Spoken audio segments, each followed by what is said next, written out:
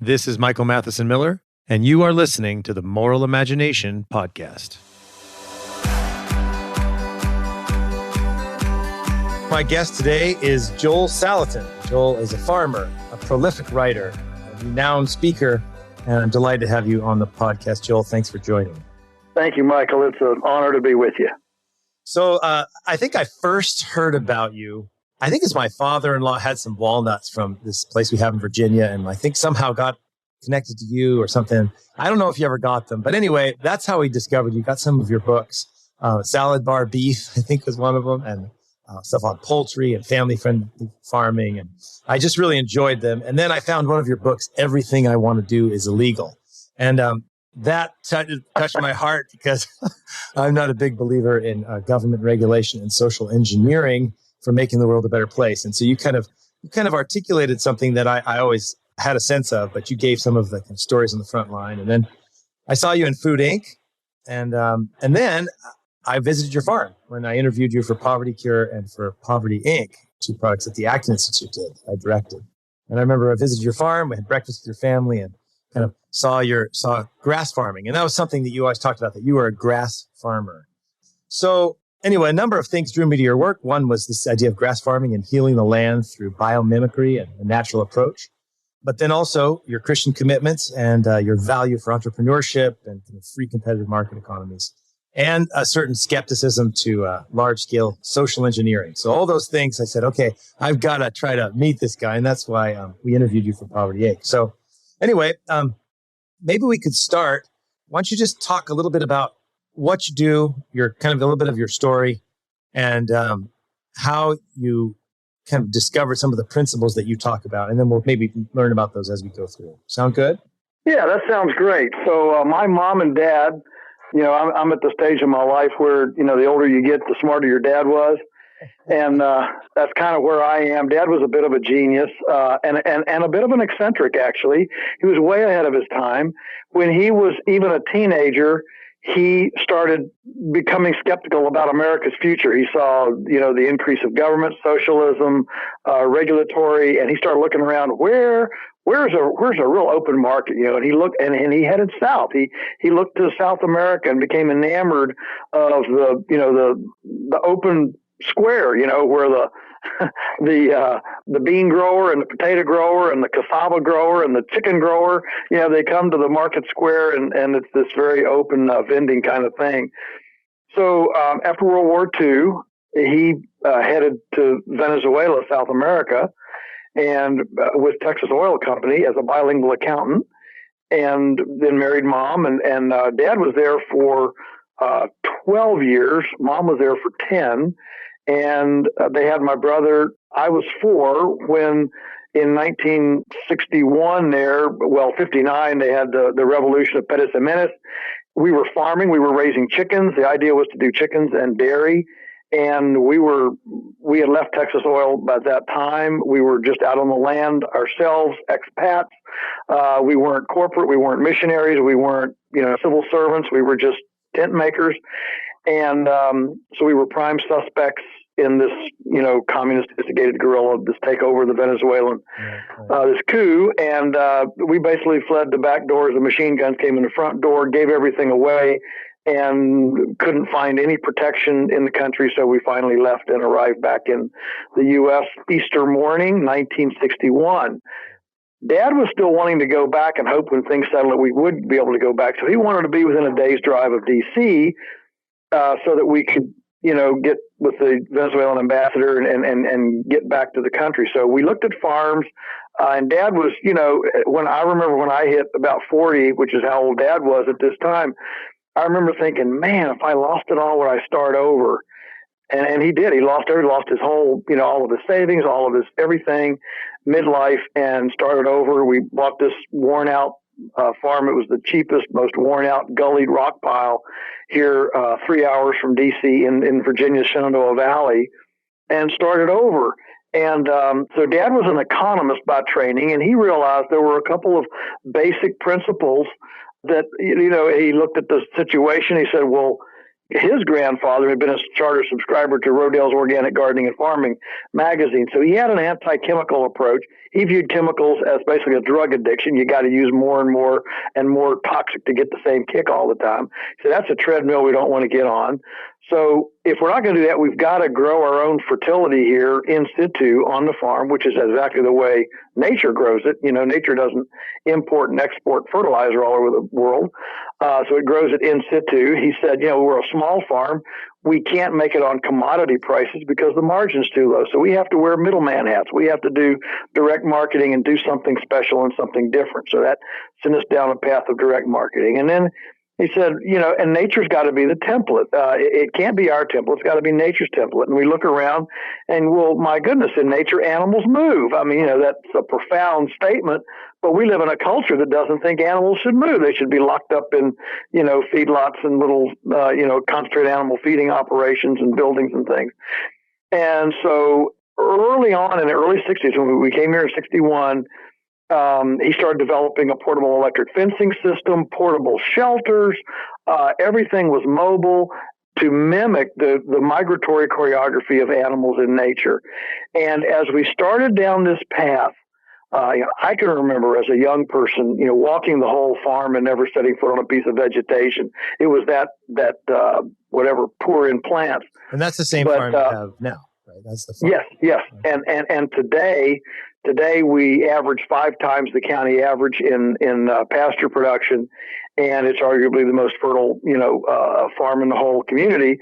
And that's not to brag. That's to give glory to a template by a master designer, capital M, capital D, that works better than anything the human can come up with. And so our goal has been, how did God set this up to work? And then how can we mimic it? And that's been the goal. And so you have this ancient template with modern technology. We're not Luddites. We're not anti-tech, but we use tech only in as much as it allows us to caress and massage the template that we see in nature. And so maybe you can explain a wonderful ride. I'm sorry. Okay. It's a great story. I didn't want to cut you off. Sorry. I was saying maybe you could explain a little bit when you talk about an ancient template and your tech is massaging it. Maybe you could kind of why don't you give me some of the foundations of. Sure. Well, okay. So if you look, let's look at the deepest soils in the planet. Where are all the deepest, best soils on the planet? They are under prairies, the steppes of Mongolia, the pampas of Argentina, the Serengeti in Africa, the African plain, the American Midwest. Okay, they're prairies, and these prairies were supporting herbivores. And the herbivores were moved around by seasonal rains and just seasonal climate patterns, as well as fire, because there wasn't a fire truck around, and predators, wolves and coyotes and lions and things like that. That is the choreography of movement. And so when we look at fertility, at abundance in the soil, in the most rudimentary place on the planet, what we see are perennial grasses and herbivores and predation and movement. Actually, we see kind of 3 M's. One is movement, one is mobbing for predator protection, and one is mowing. So these perennial plants grow in a sigmoid curve. They start slow, then they grow real fast, and then they slow down in senescence. I call it diaper grass, teenage grass, nursing home grass. And so the role of the herbivore is to prune the biomass back to pre-adolescent so that it can start again going through this adolescent period. Well, the problem is, that all works great. It's abundant. It's amazing. But if we own property, if we own a piece of land and the courthouse says, okay, here are the confines of your domain, well, how do we duplicate that moving, mobbing, mowing template? How do we duplicate that if we own this and the animals can't migrate to, Saskatchewan, and we don't have wolves, and if you start a fire, a little, engine comes out, puts the fire out. How do you do that? And so the technology that allows us for the first time in human history to duplicate this is electric fencing.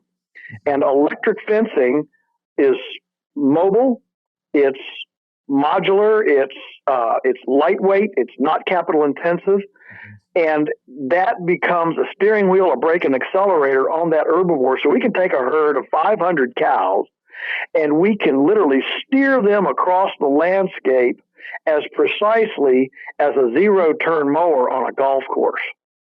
And that's the first time that's been possible in human history. So what you do, and I actually use a little bit of electric fencing, but not what you do. But what you do is you're using electric fencing, right? So that you're basically dividing up your pasture into certain paddocks or areas, and then you're moving the cattle through. Yeah.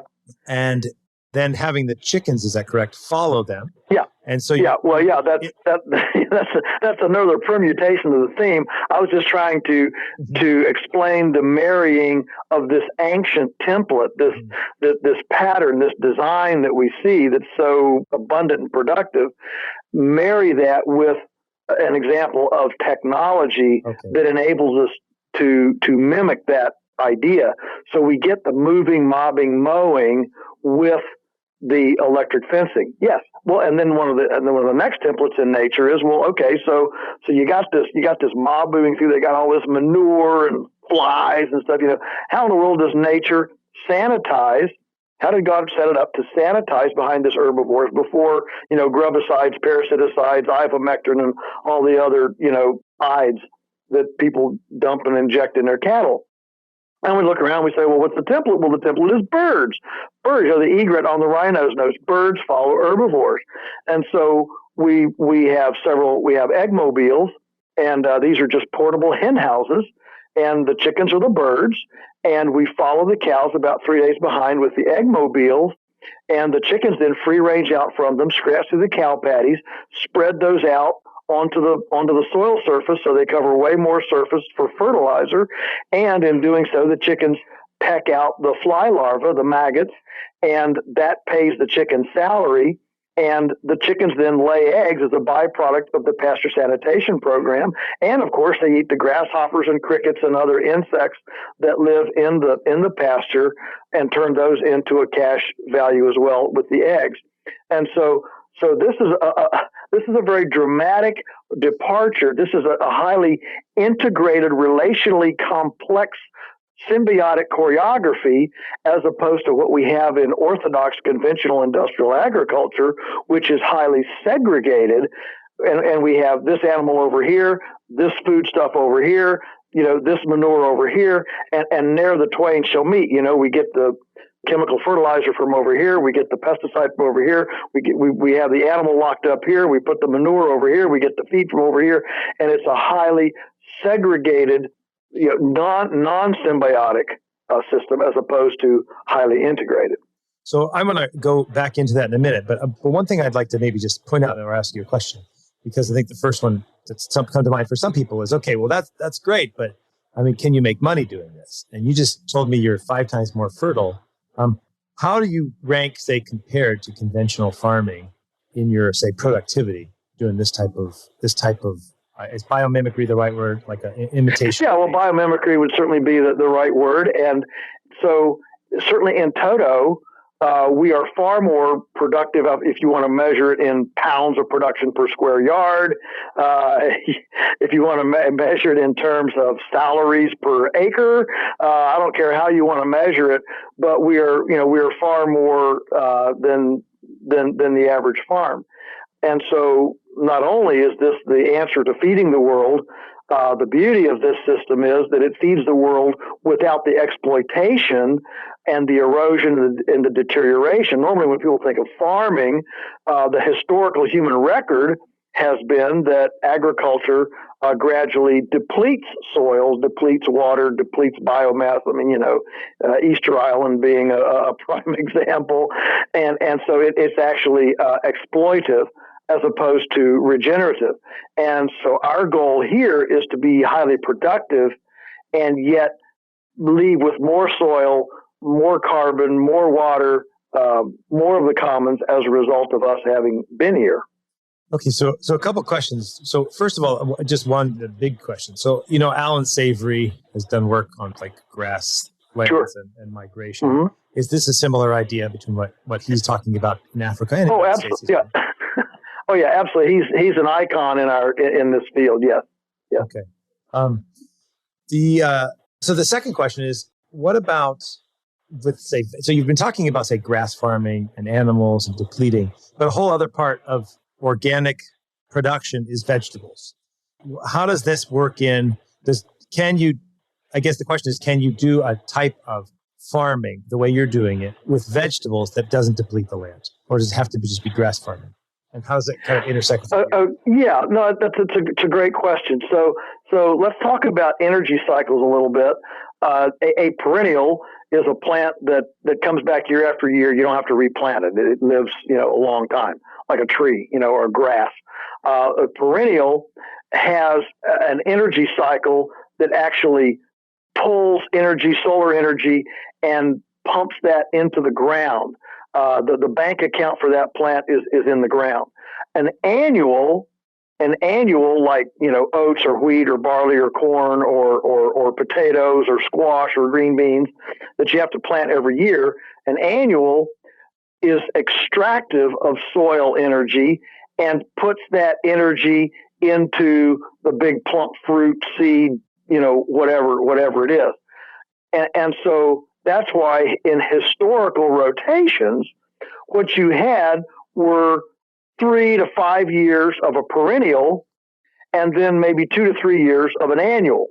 And so these kind of 5 to 7 year rotations were sacred throughout history until chemical fertilizer was developed. But before chemical fertilizer, these were very normal rotations. You didn't plow and plant a field every year. If you did, you depleted it very, very quickly.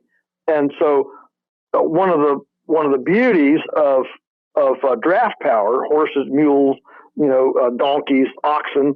One of the beauties of draft power is all of the draft animals are herbivores. And so pre-modern times, I would say pre-modern, anything say before 1900, pre-modern times, roughly a third of every farm was devoted to growing the grass to feed the draft animals, the herbivorous draft animals that provided the farm's power. The farm didn't run on electricity. It didn't run on gasoline or petroleum or diesel or anything. It ran on animal power that was powered then by solar energy through plants.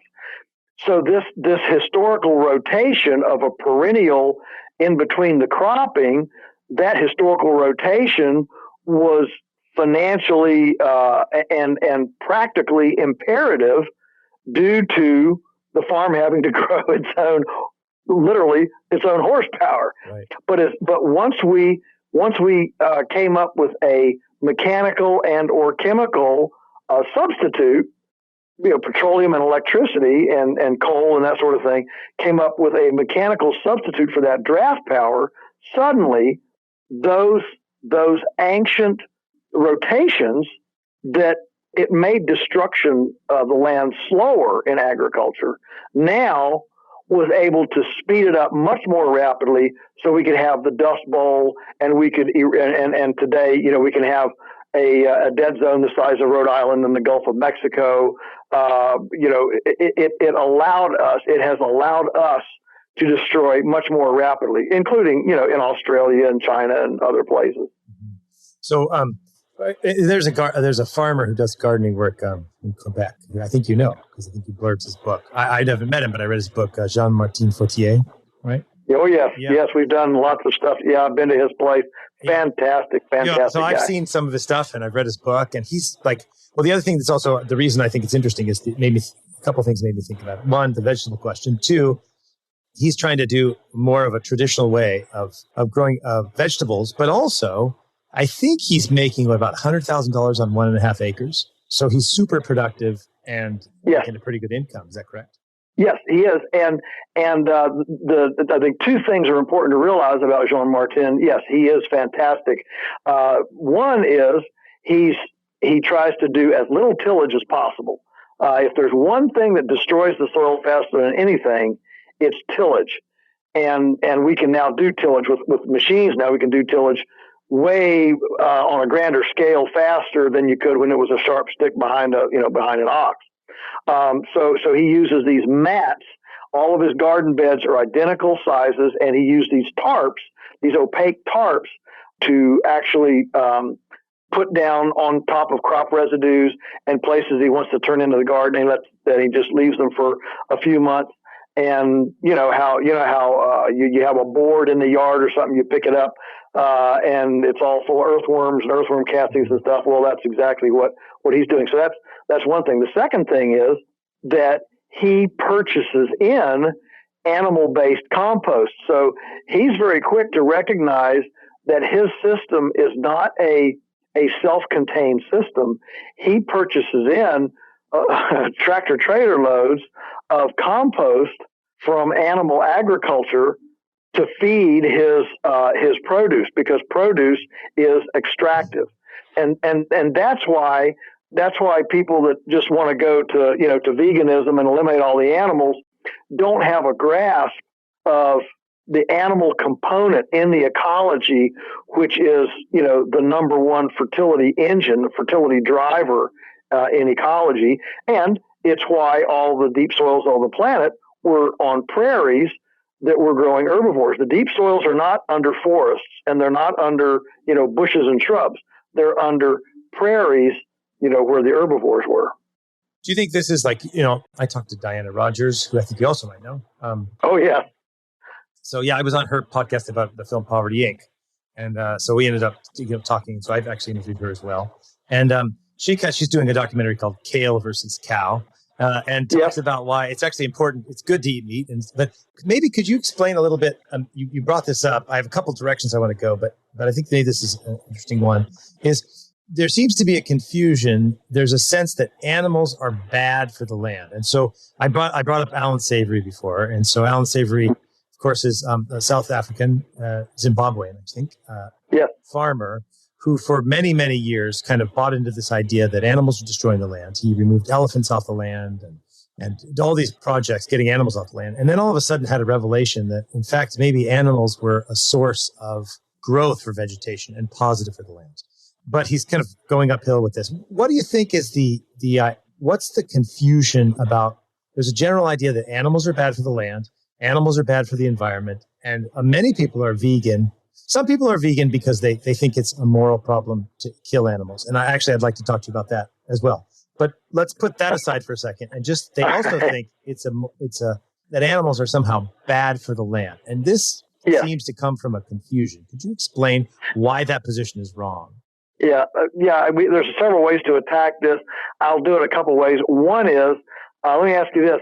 If all you ever had heard of or knew in your experience were marriages that were terrible and dysfunctional, would you be a proponent of marriage? Say, no way, I don't want to touch that with a 10-foot pole. And so where we are in the world is that 98% of the animals on the planet are not mowing, moving, and mobbing. They're not moving enough. They overgraze because they're in one place too long. They're not mobbed up. They're just, scattered around the landscape, denuding it. And they're not mowing. They're in concentrated animal feeding operations, being brought everything from grain to, I know what that is, but could you explain what's a concentrated animal feeding operation? CAFOs. That's like Tyson chicken houses and Smithfield pig houses and Iowa beef packer feedlots. They're places where thousands and thousands of animals are concentrated in one building or one feeding situation. Supposedly it's efficient, but what people don't see are all of the square miles of feedstuffs going in and all of the dead fish from the polluted waterways from the waste stream going out.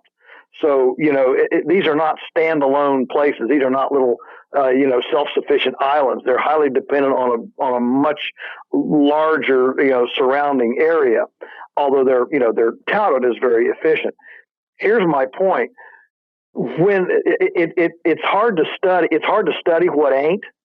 And so things like, Cowspiracy, and now, there's the sequel, What the Health, and the UN Long Shadow Report.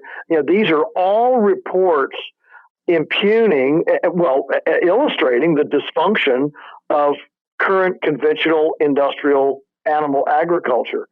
Look, if you and I were from Pluto and the Plutoians decided to send us down to Earth and say, let's study their education system and see what they're doing down there. And so you and I got in our flying saucer and we came down from Pluto and we landed in the worst school district of the worst county with the worst school, with the worst superintendent and the worst principal, with the worst teacher and the worst classroom, with the worst parents, and spent a couple of days studying that. We'd fly back to Pluto. What would be our report? Our report would say, man, those Earthlings would be better if they didn't have any education system. Mm-hmm. And so the data points that have been developed in modern conventional agriculture, yes, we're talking about what feeds McDonald's. We're talking about what feeds Hardee's and Burger King, and we can just go right down the line. Your supermarket, your Chick-fil-A, there's a good one. Okay, we're talking about the system that feeds the industrial food sector is highly ecologically exploitive. It's a conquistador mentality.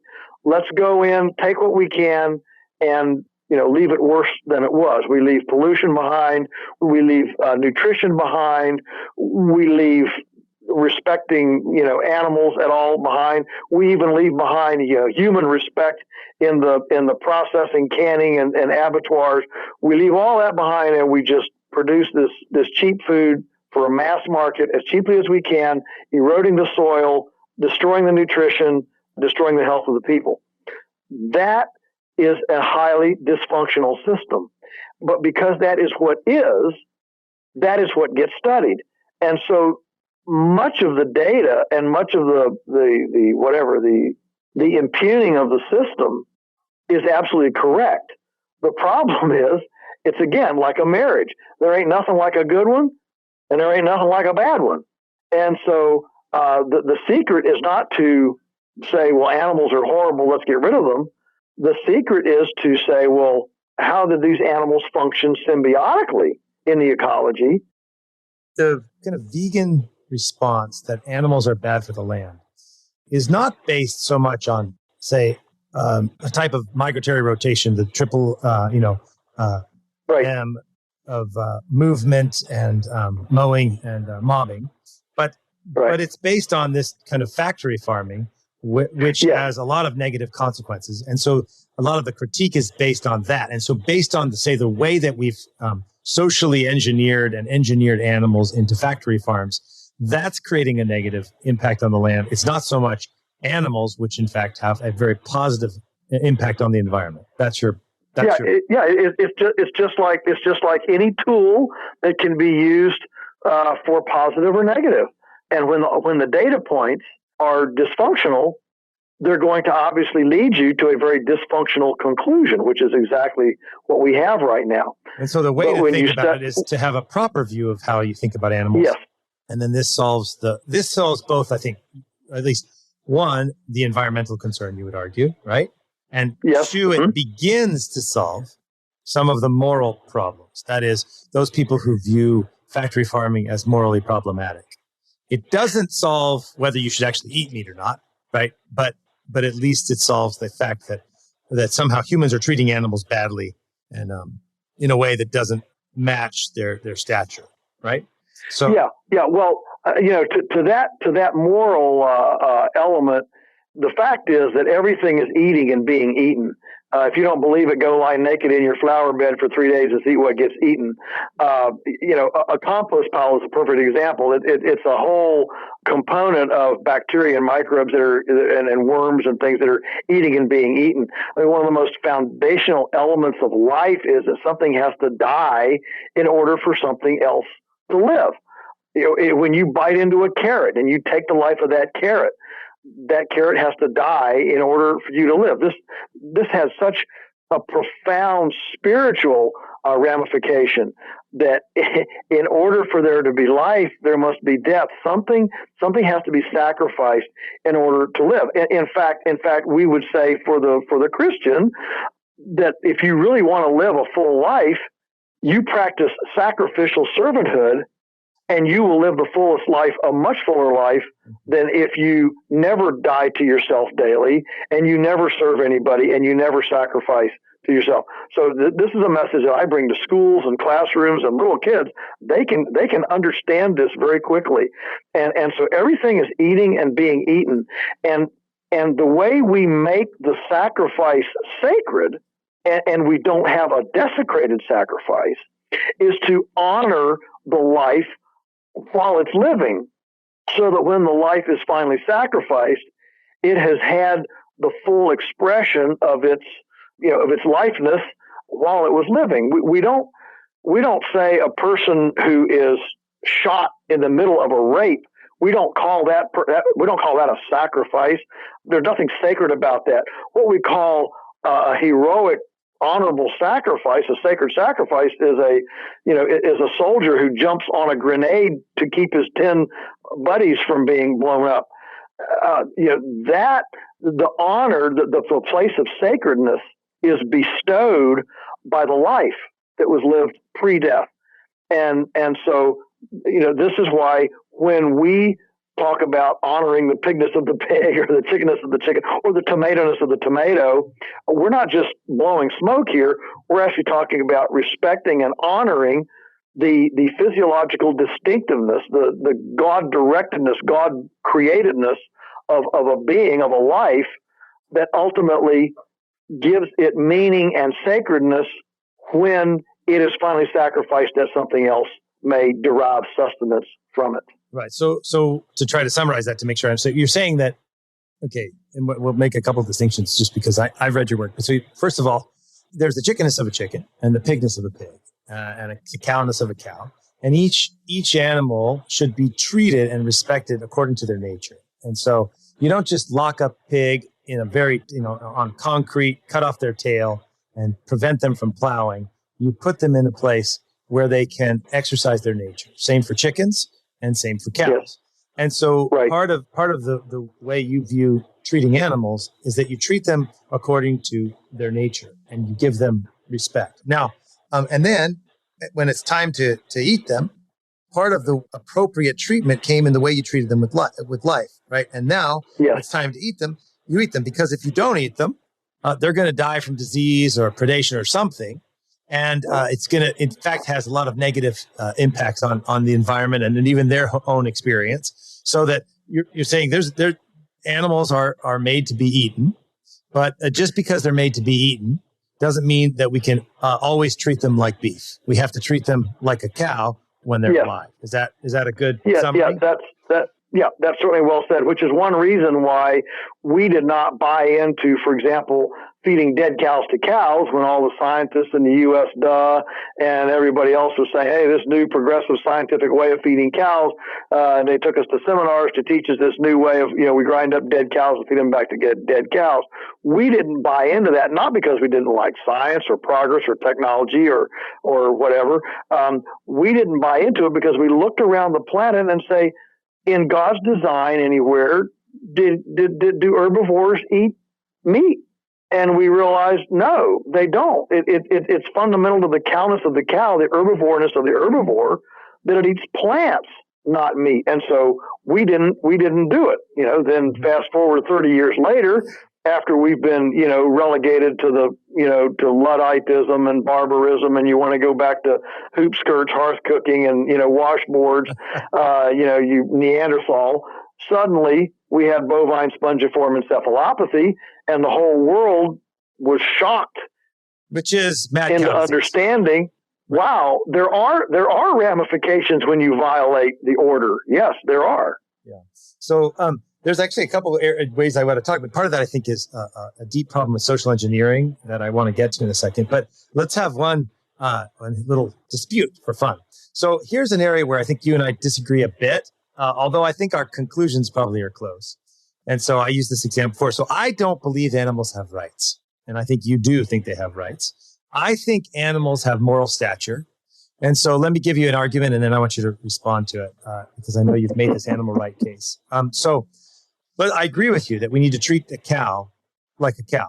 So on that point, I agree. But here's the case on animal rights. I would say that only human persons have rights, because rights come with responsibility and agency that's connected to reason and freedom that cows, say, for example, or chickens don't match. So, for example, if a lion rips to death a cow and eats it, and even it's part of it, wouldn't usually it's part of it, you wouldn't be shocked or think that the lion somehow did anything morally badly or violated the rights of the cow.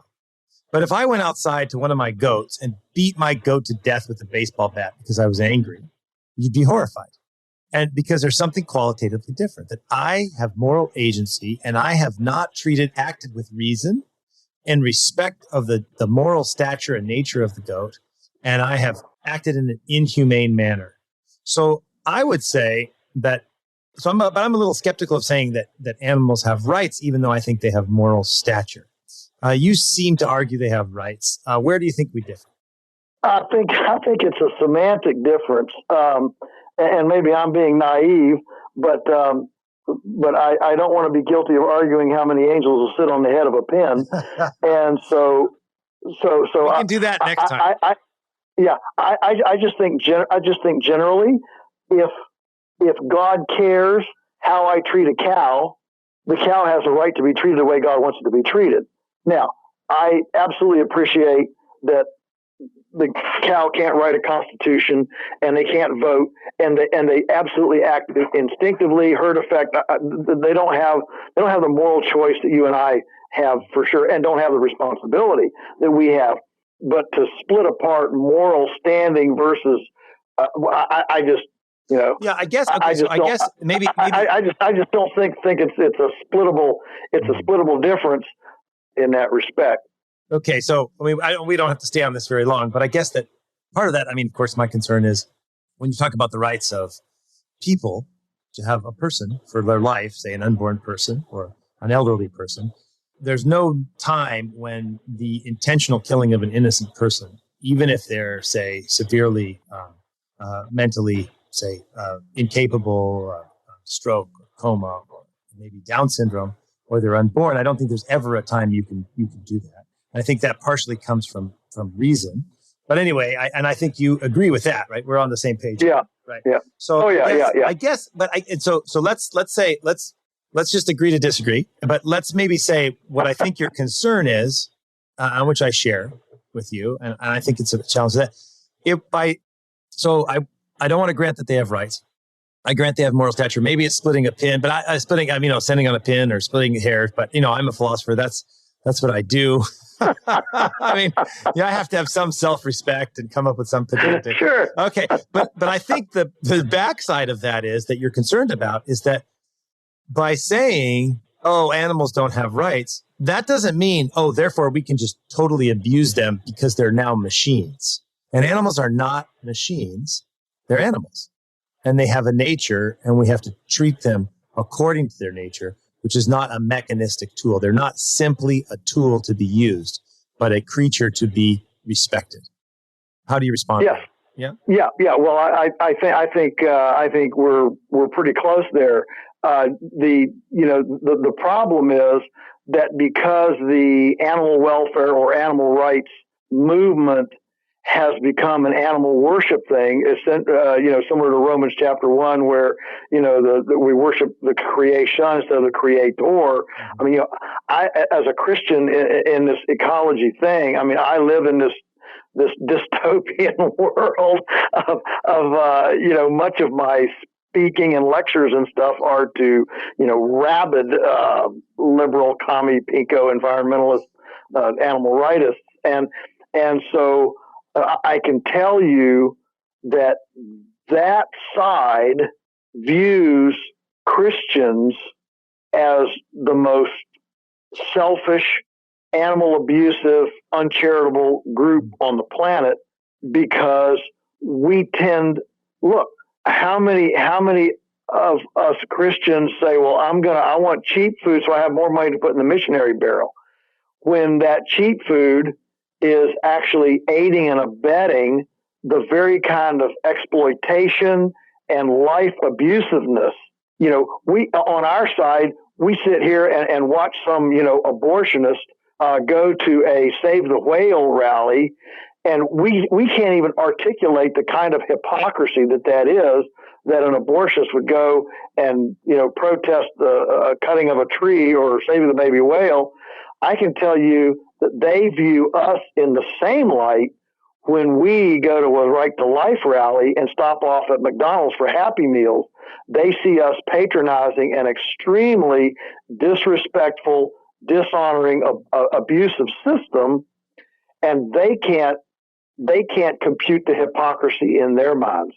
And so maybe I tend to be overly sensitive because this is the world I live in, right, and this dystopian world that I was describing. And so I'm very sensitive when I'm talking to Christians. Maybe I'm a little more aggressive than necessary, but I want Christians to understand that factory farm chicken at Chick-fil-A is expressive of a mechanistic, exploitive, conquistadorian view of life. And if you fail to deal with that, then you're you're just as guilty as if you've done it yourself.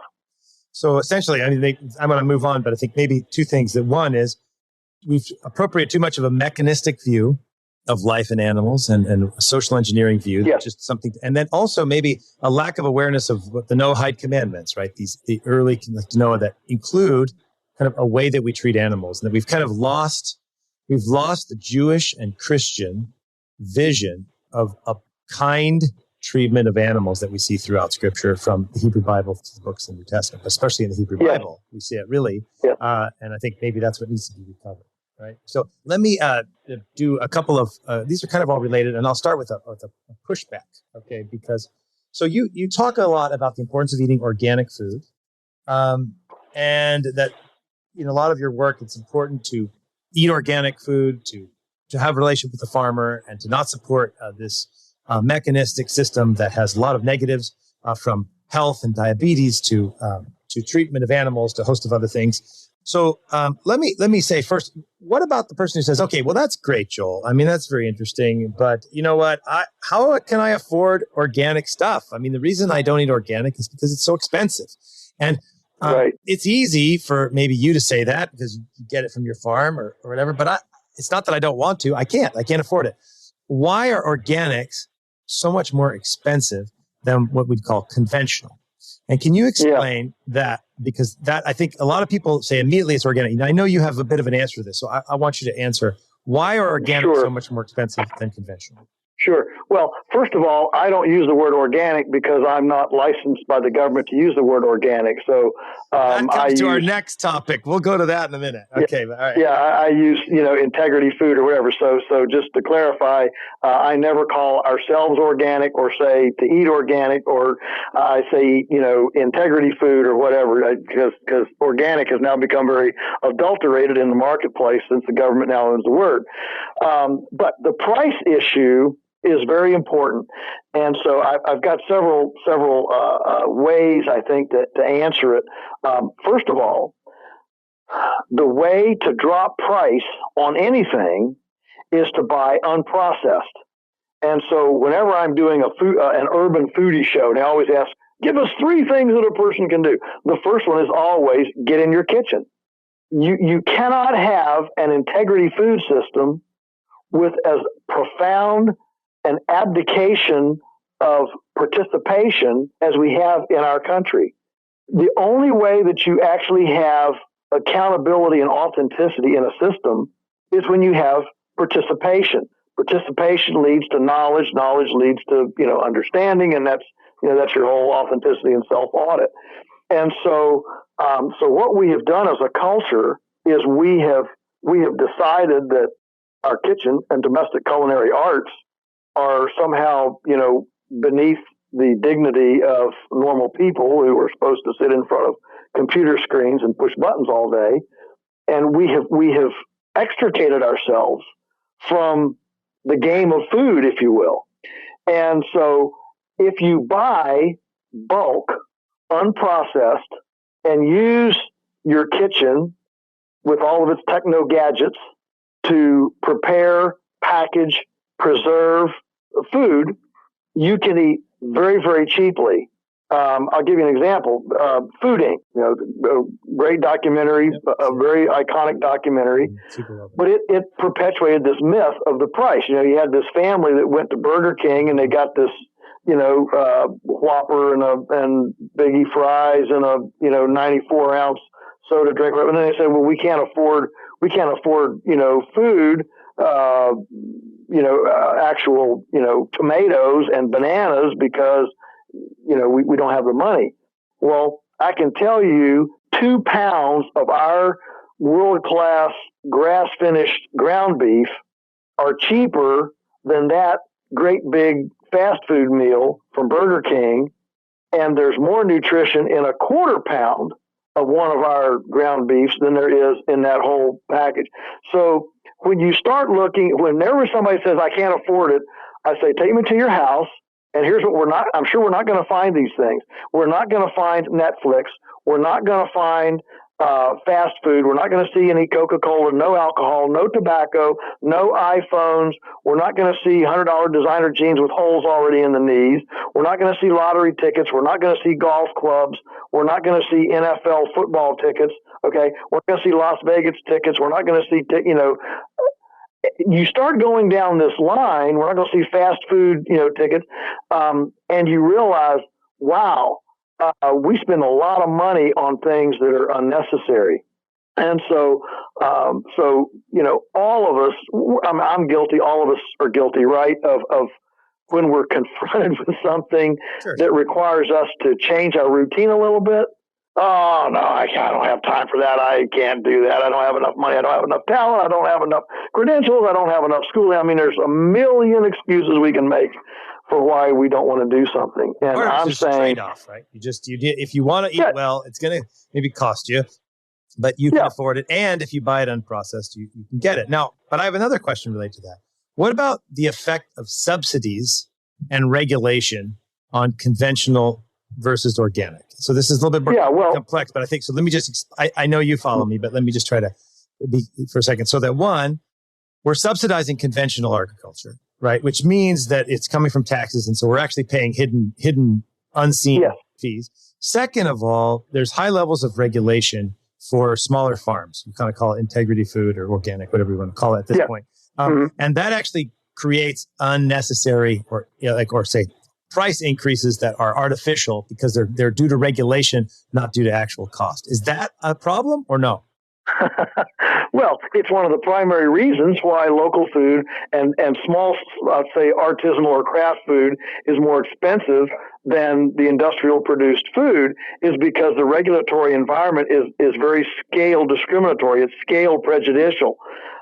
Here's the deal. If I'm making pepperoni, for example, and the regulation says I have to have a $2,000 thermometer to show the temperature was correct throughout this, and I don't get listeria in it while it's being pepperoniized.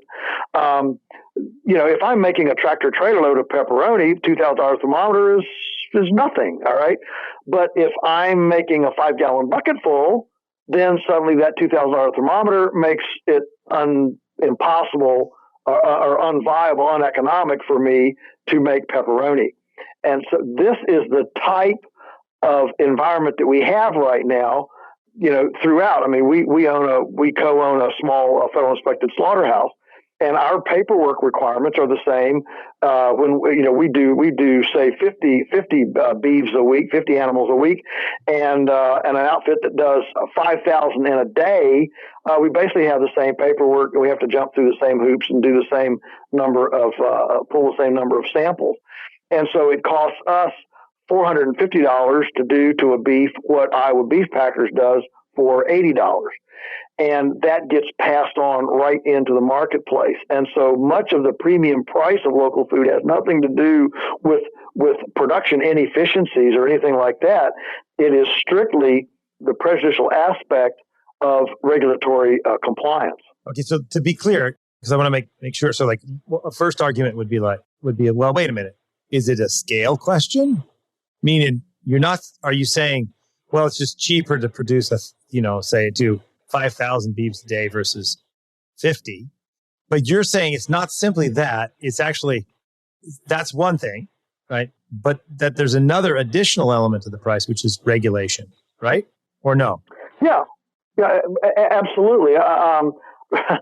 So in order to get a license, if you have to do, let's just say a test, in order to get a license to produce a smoked bratwurst, if the license compliance for that is $20,000, that is nothing if you're running a $50 million plant and you're cranking out tractor trailer loads of smoked bratwurst. But if you're a very small outfit and you're only going to produce 100 pounds of smoked bratwurst a week, that $20,000 license compliance permit becomes exorbitantly expensive per pound because how are you going to pay for that $20,000? Well, you're going to tack it on as a cost. Every pound of smoked bratwurst that you make, you're going to tack that on as a cost. And so the bottom line is every time you see a regulation that's harder to comply with for a small operation than for a large operation, that becomes not only concessionary to the large player, but it becomes discriminatory to the small player. Now, is some of this done through lobbying, actually?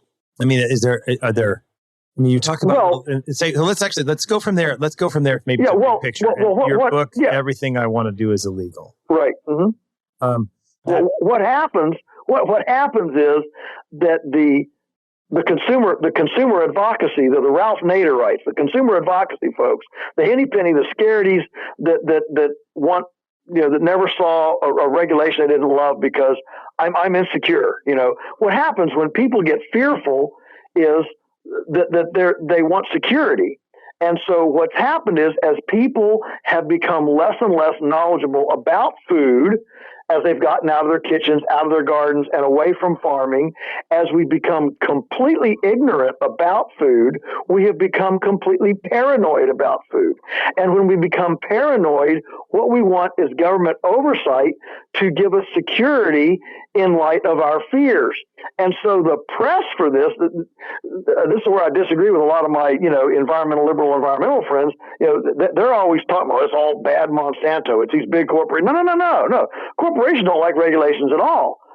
It's the consumer advocacy lobby that asks for government oversight to allay the fears of the people through regulatory, oversight that's supposedly going to give protection and security. But it starts sincerely. I can agree with that. It starts sincerely, but the problem is that the small operators don't have a seat at the table. Only the big operators do. So by the time the regulations actually get implemented, they have gone through the vetting of the largest players and the big lobby groups and the corn growers and the broiler association, blah, blah, blah, sit at the table. And the actual rules that get implemented are extremely difficult, prejudicial to small players. So it's really crony capitalism. That's the truth. That's the way it works. So it's a type of crony. It's absolutely crony. I mean, a perfect example is Teddy Roosevelt. Upton Sinclair writes The Jungle in 1906, calling out the big pack, Swift and Armour and all these guys, for the abuses, the atrocities of the horrible conditions in the slaughterhouses. Well, within 6 months of that book being published, sales from those big 6 companies, sales dropped 50%. They were brought to their knees. They were going to go bankrupt. They went to, and what happened? It was the biggest exodus of people from big business. They went back to their local neighborhood butchers. They went back to their farmer friends and neighbors. It was a huge switchover in the marketplace. The marketplace worked perfectly But what happened is the big players ran to Teddy Roosevelt and said, hey, we're going to go out of business.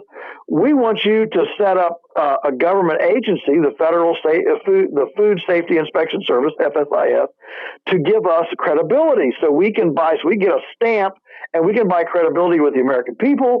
And because of the government stamp, they'll come back to our fold. And of course, being a socialist that Teddy Roosevelt was, he was very happy. Look, to give them that. And here we are, a century later, and, I can't even sell a T-bone steak or a pound of hamburger to a neighbor from a cow that we've butchered together, in my backyard on my own place. So the whole, right of personal contract is abridged. The whole sacredness of negotiating between people in good faith, all that's gone. What if Teddy Roosevelt had looked at those big packers and say, hey, guys, you made your bed, now sleep in it. Let the market take its course. We would be an entirely different country, and we wouldn't have all the food recalls, the sickness, and the fish kills, and the dead zone the size of Rhode Island and the Gulf of Mexico today. So really, you think it was a lot of this was government kind of incentive working together with kind of a crony capitalism that create a whole system. And one of the things I think about Roosevelt, and I'm not an expert, but I mean, I always think of him as a progressive, and I know that I thought the story of his young life is remarkable, but he, as a politician, it's almost as if in order to fight corruption, he institutionalized corruption. So let me, but this moves to another thing. So we need to, I don't want to take too much more of your time, but this is another part where you're kind of interesting. So you call yourself, I'm going to try to get this, I've said it before, I got to get it in the right order. You are a capitalist, like organic capitalist, libertarian, Christian, lunatic farmer, right? All right. The way I say it is I'm a Christian, libertarian, environmentalist, capitalist, lunatic farmer. That's what I say. There you go. So, and I remember when I met you, when I interviewed you for Poverty Inc., we began to talk, and you were a little shocked, like, wow, I don't usually meet people who are kind of interested in, organic food and, biomimicry and all these things, who also is a free marketer. I said, oh yeah. Right. And this is a thing that, like, if you hear, oh, there's an organic farmer, he's immediately, oh yeah, okay, this guy's looking for subsidies. He wants to regulate everything. And you take a very different approach. I mean, you say, like, no, we should not regulate. That's a very serious problem, and we need to avoid subsidies. What's the argument you give to your friends who are, agree with you on farming, but when it comes to government, they want big intrusive government and lots of regulation and lots of, subsidies and things. What's your argument for them? Well, yeah, there's a couple real short ones. One is you can't have big government and successful small business. They don't grow in the same civilization. If you're going to have big government, you're going to have a difficult small business. And another one is that if you're first, name your problem. Name your problem in society. If your first reaction is, we need a government solution to that, a law, an agency, a regulation, or whatever, that is the most citizen disempowering mentality you can imagine.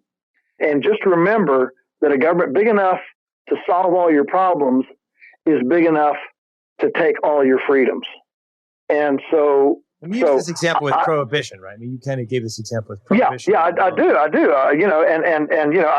had two great aunts who were very active in the Women's Temperance Union, but I think now it was an absolute horrible, atrocious thing because it set for time immemorial the right of the government to determine what passes through my lips. And I say when the government decides what goes between my lips, that's an invasion of privacy. And the other thing is that when the government decides what is legal to eat, to sell, then nothing innovative, nothing truly innovative outside the orthodox, view can enter that space. And therein lies the tragedy. So we have a two-pronged issue here. One is that this heavy-handed, burdensome regulatory environment, not only does it keep entrepreneurial, innovative farmers from accessing the market because of these overburdensome discriminatory regulations, but the more tragic thing is that it keeps you and me, but it keeps the consumer from being able to enjoy the choice that would otherwise be there. People go into the supermarket at Walmart or something, and they say, "Oh, what do you mean choice? We don't have." Well, let me ask you about choice. How about your Aunt Nellie's marmalade? Is that in there? How about raw milk? Is that in there? How about Aunt Susie's pumpkin pie or Mom's beef stew? Is that in there? And so, I could go down a whole, basically our whole diet almost. It's not in the supermarket. Why? Because we don't have choice. We the only choice we have is narrowly proscribed by what you can force through the sieve of orthodoxy. Hold on. Explain that because somebody would say pretty quick, like, well, wait a minute. Of course, that's because nobody wants to buy, Aunt Susie's marmalade. But you're trying to make another point, right? That Aunt Susie can't really sell her marmalade. Is that your point? Or are you trying to could you explain that? Because that seems to be like that's just not a market for Aunt Susie. But you're saying something else. No, or right? Well, no, listen, we have customers wanting to get egg noodles from us. They want to get meat pot pies from us. They want to get chicken broth. I can just go down a whole list of things. We don't do any of this stuff. Why? Because the compliance to the regulations is so cost prohibitive that we can't do it embryonically. See, all innovation has to start with a prototype, an embryonic prototype. And when the embryonic prototype has to be so large to overcome the capital, infrastructure, and regulatory requirements to be birthed, the baby is too big to be birthed. And so the entrepreneurial dream and that vision and the choice that would otherwise be at the marketplace is stillborn and never sees the light of day. So, what do you think needs to be done to solve that problem, to make the place more entrepreneurial? If I were President Trump, and I had, for a day, what I would propose is an amendment to the Constitution that would grant the right of every American citizen the right to the food of their choice from the source of their choice. See, whether it's Walmart or Polyface Farms, you can do what you want. Well, you can acquire the food that you want from a willing seller. Right. So, I don't know how I'm not sure this would impact Walmart at all, but it would allow my neighbor to get something from me if they wanted to get it from me. Okay, right. Look, the point is, if I go to your place and I look around, smell around, and ask around and act on my voluntary, informed, and give my informed voluntary consent to engage in a transaction with you as two consenting adults, and I'm using very powerful language here, as two consenting adults, it's none of the bureaucracy's business at that level. Now, I'm not saying export it to Thailand. I'm not saying put on a shelf at Walmart. What I am saying is between individuals, direct producer-consumer commerce, this should be, at least at that point, there should be a place of freedom to try unfettered access to the marketplace for both the producer and the consumer who wants it. And this at that level would create innovation and also lots of ways. Listen, if we had that today in our Bill of Rights, if we as a country were half as concerned about food choice as we are about gun choice or reproductive choice, we would have we would collapse the evil corporate food empire because there would be so much choice and it would be so much cheaper. It would be, we could undersell. We could undersell a lot of the supermarket prices if we simply had unfettered access. So there would be a collapse of that. Secondly, people could actually afford to eat better. Now their health would be better. Now healthcare goes down, the healthcare costs and sickness and disease and all this stuff. See, the problem is that when I start talking like this, people, wrinkle up their nose. They say, how do we know? Most people say if we did this, everybody would get sick, because they'd get bad food. We have unscrupulous farmers producing, Campylobacter chicken, and everybody gets sick. The problem is that we don't have a way to experiment with it. when you arrogate everything that's supposed to be done on the local and state level, when you arrogate all that to the federal level so that one size fits all, suddenly you eliminate the 50 state experiment, not to mention the 5,000 locality experiment.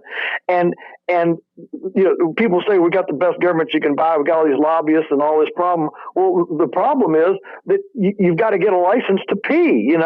If you can't spit without a license, if every freedom is for sale, then everybody and their brother is going to be up there trying to make it legal for them to be able to buy. Look, if freedom wasn't for sale, there wouldn't be a lobbyist there trying to buy it.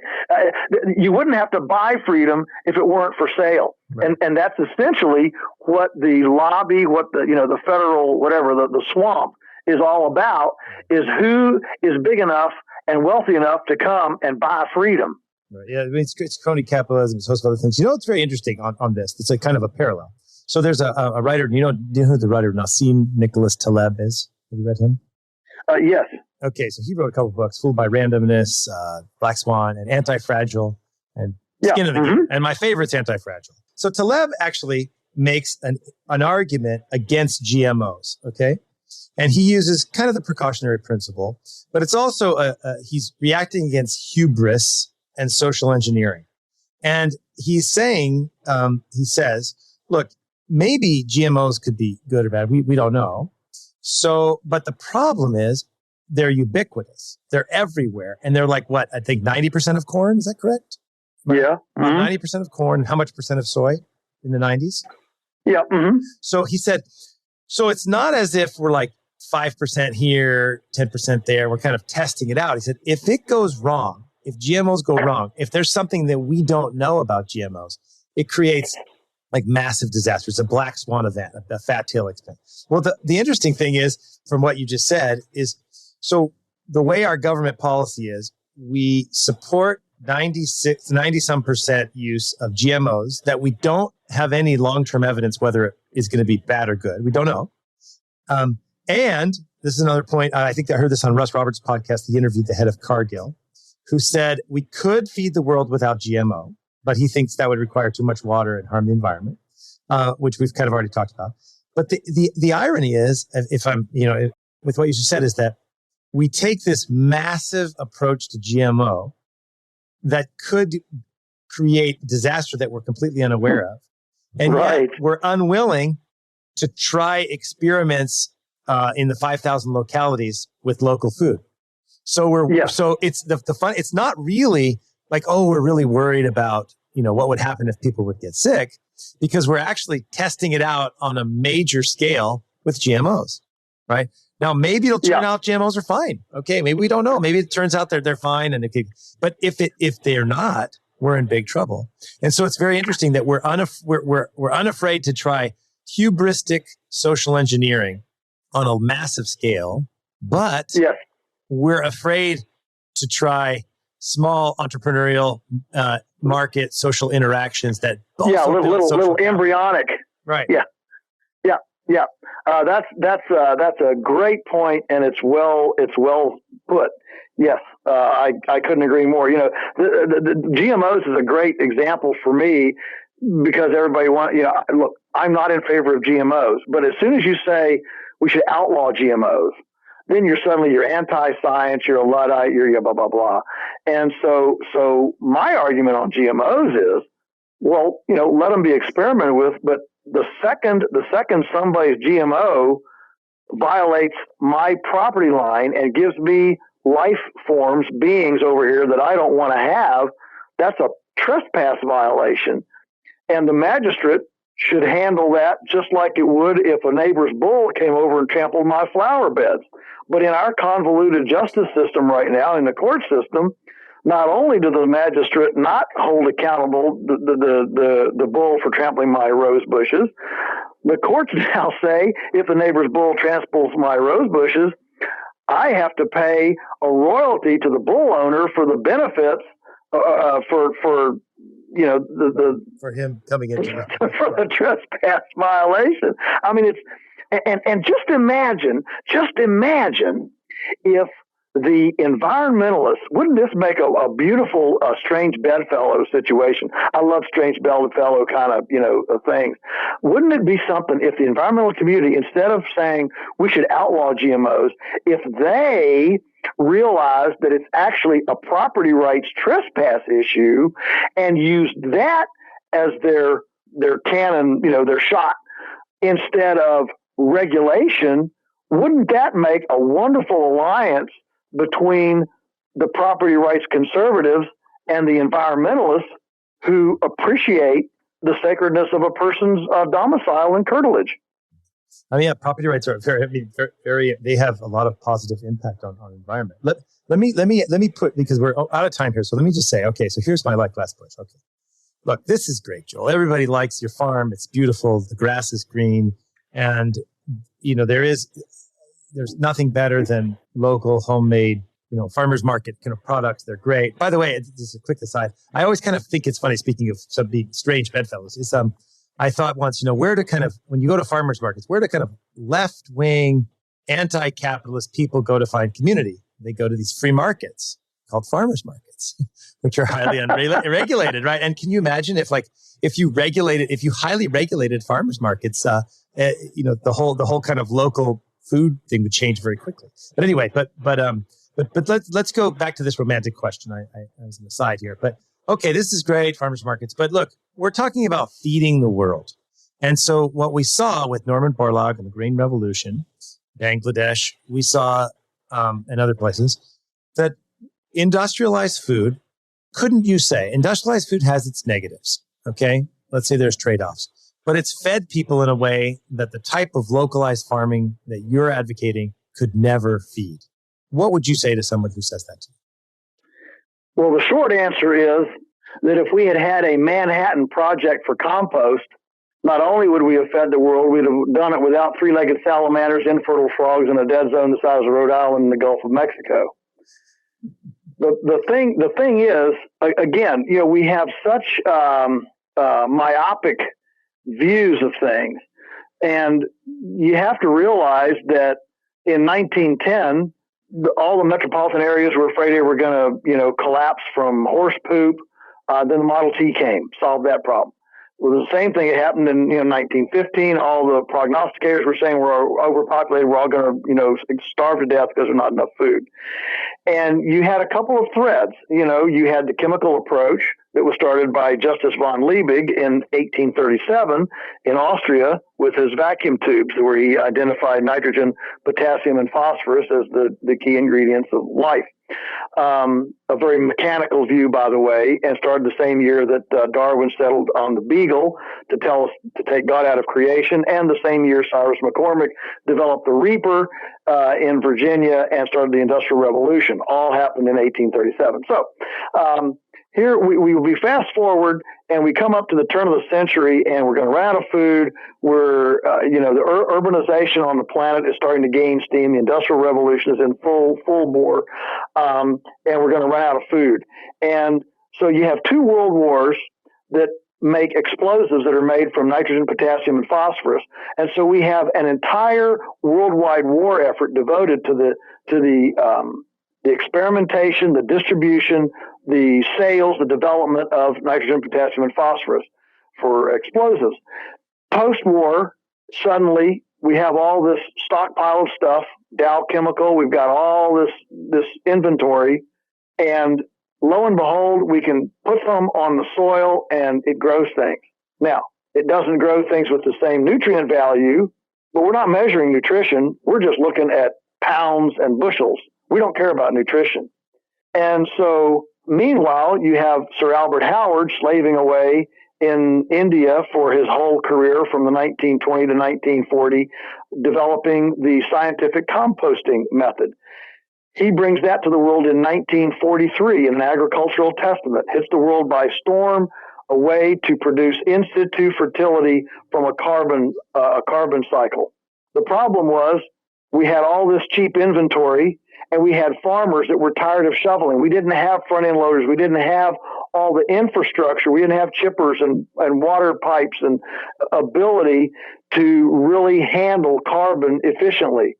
And so the war effort put a tremendous amount of investment into the development of chemical fertilizer during those years. And it wasn't until about 1960 when little four-wheel drive tractors and front-end loaders and plastic pipe and chippers and, concrete pads and things were developed to chainsaws. We didn't even have chainsaw in 1940. We didn't even have a chainsaw. So you couldn't cut, you couldn't chip. I mean, wood was expensive. And so like any innovation, it took 20 to 30 years for all of the infrastructure necessary to metabolize the point of compost innovation, the same as it took several years to develop the infrastructure and metabolize all the ramifications surrounding chemical use. And of course, chemical got this infusion of capital from the war effort. And so it was like in 1945, a new starting gun went off for two different kinds of agriculture. One had a 2-lap head start on the other. And that's why I started this by saying, if we had had a Manhattan Project for compost, not only would we have fed the world, we'd have done it without three-legged salamanders and infertile frogs. So at this point, it seems, this is kind of interesting. I mean, it's interesting. So at this point, there's a couple things that, one, I think there's a question of where's the space for innovation that can help develop local farming, smaller scale farming, make it more efficient, so I think part of it is we've talked about the market. The market has to open up. There has to be less regulation and more opportunity for people to engage in social, in the social good of economic transaction. The second is maybe we have to open up our imagination. Right now, we have a very mechanistic way of seeing the world. And so we think of all of our solutions tend to be very mechanistic. But if we took, you could say, a biological or organic or even, I think, way of thinking, but also, I mean, this is something I've talked about with other guests, but it's a question. I think even our idea of reason is very limited to that which is empirical and verifiable. We don't think about reason applying to justice and love and beauty and goodness and truth, these fundamental human things. But traditionally we did. I mean, right? This is a very classic way of thinking. If we open our reason, open our imagination, maybe there are ways to do it. So I guess what you're saying is that it's not so much try to correct me if I'm misunderstanding. It's not so much that smaller scale, local production, regional couldn't provide the nutrition and the food for people, but that just part of it, just an accident of history, and part of it where all the focus and the subsidies went. It ended up going down this kind of chemical road, but that's not the only road. Is that what you're saying? And that while it's fed the world, it doesn't mean that it's long term the best way, and that there are other ways to do it that don't necessarily require industrialized kind of feedlots and GMOs. Right? Yes. Well, yeah. Well, actually, not only is our system more productive per square yard, but even almost the most rudimentary backyard garden is more productive per square yard than an industrial monoculture farm in the San Joaquin Valley of California that does just a monocrop.